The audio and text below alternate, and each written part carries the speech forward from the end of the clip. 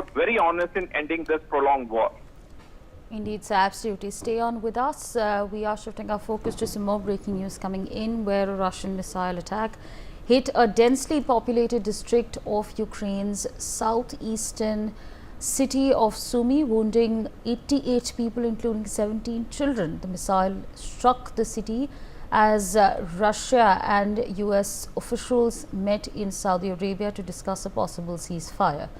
Aditya on the telecast with me. Aditya, of course, developments that are coming in at this point of time, where the northeastern city in Ukraine, of course, saw missile attacks take place.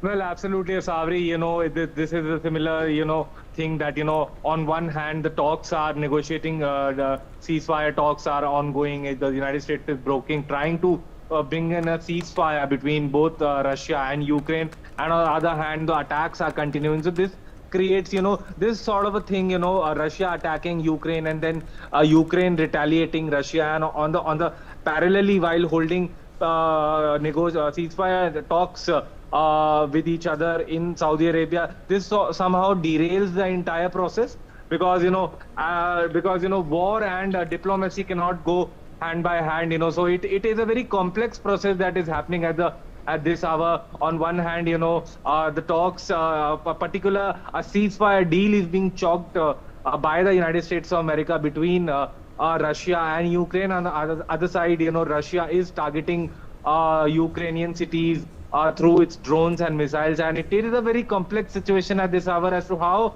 this entire scenario unfolds in times to come. It needs to be very, very closely monitored at this time, and nothing concrete can be said about these things, because the moment Russia attacks the Ukraine, then Ukraine also retaliates by attacking Russia. So things are in a very complex state at this hour. Yes, Asabri.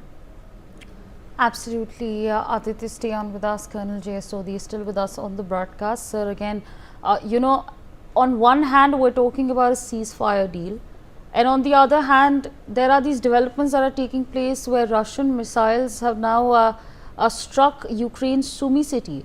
So, just looking at these two situations, how exactly is a ceasefire going to take place under these circumstances?